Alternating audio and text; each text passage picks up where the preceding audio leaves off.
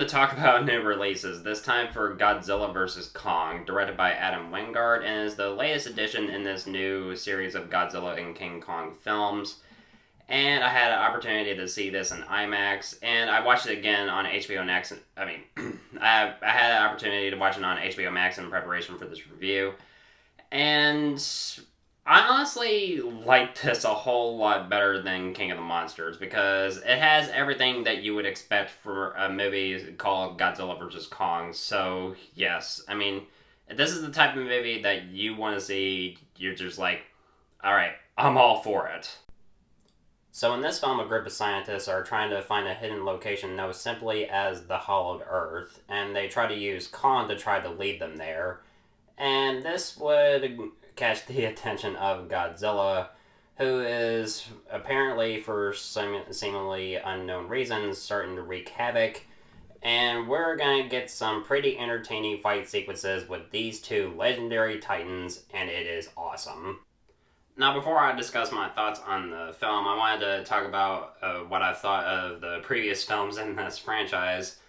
Well, the first Godzilla, which came out in 2014, I liked it for what it was. I mean, it was entertaining, but not enough Godzilla, but still, it was a well-directed movie. Kong Skull Island, I thought was entertaining and had good performances here and there. I mean, stellar cast. I mean, you had Tom Hiddleston and Samuel L. Jackson. And when it came to Godzilla King of the Monsters, I thought it was okay. I gave it a B-, and I mean, when it comes to the monsters, I mean, I thought they looked amazing. I mean, I love the fights between Godzilla and King Ghidorah.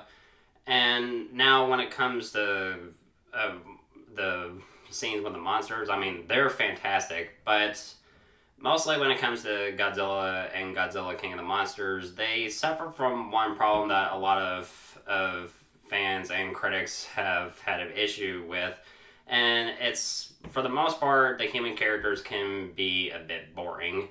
And most of the time when you have a movie with giant monsters, I mean, you expect a lot of scenes with the giant monsters fighting. And we get that. We get that in these movies, and they're entertaining and it's worth your money. It definitely is.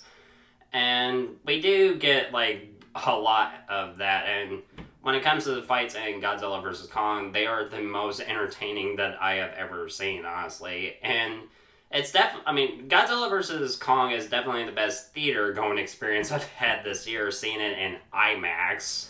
And whew, they can be just, I mean, that's like, oh my god.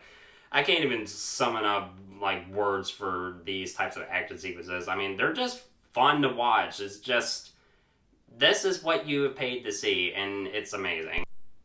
There's a point in the film where Brian Tyree Henry's character gets together with Julian Dennison and Millie Bobby Brown's characters, and Brian Tyree Henry's character, he's like this conspiracy theory podcast host, and they do find something, which I won't give away because it involves major spoilers, but what they do find is pretty interesting, and I do like what they managed to do with these characters.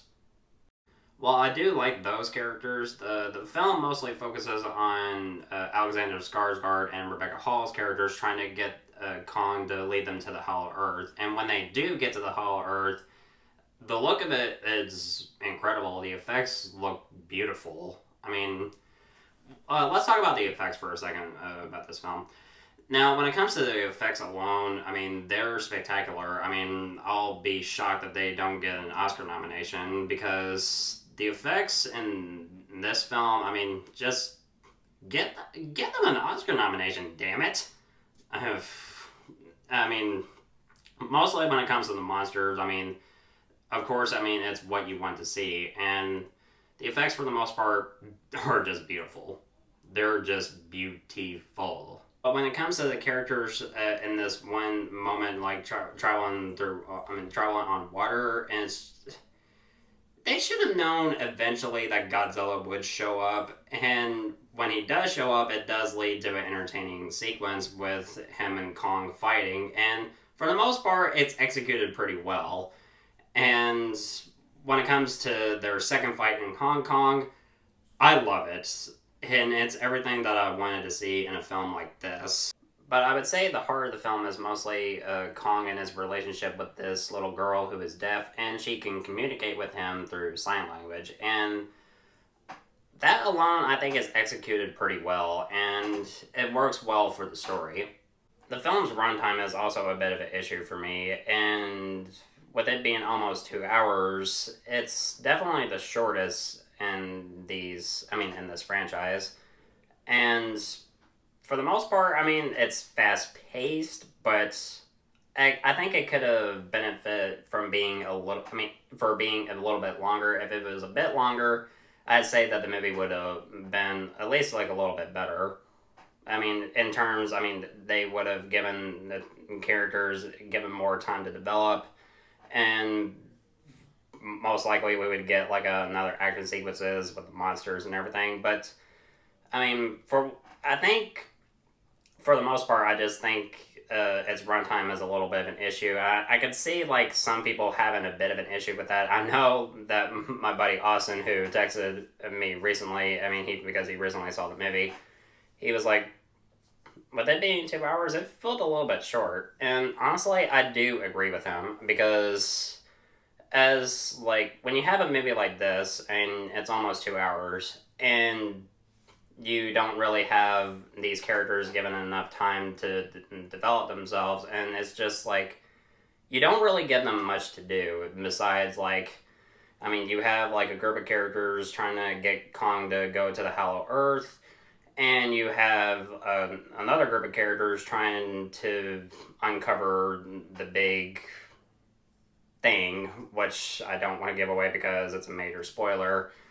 I honestly been conflicted about whether if I should do a spoiler talk after a grade, but in case anybody has not seen the film, I don't want to give anything away because I want you to experience it for yourself, because it's a pretty good reveal, and when it was revealed, I had a cheesy grin on my face. I was like, yes, they actually did it. And I was happy that they did do that. So for the most part, when it comes to the visuals, they're beautiful. The action sequences with the monsters are phenomenal. But when it comes to the human characters, some of them are boring. Some of them, they're great with what they're given. And for the most part, I just think it's entertaining. And I liked it a lot better than Godzilla King of the Monsters, that's for sure. So I'm going to give Godzilla vs. Kong a B+. So what did you think of Godzilla vs. Kong? Let me know in the comment section below. And guys, thank you so much as always for watching, and I'm looking forward to doing more videos really soon. And if you want my thoughts on old or new movies, of course, you know where to find me.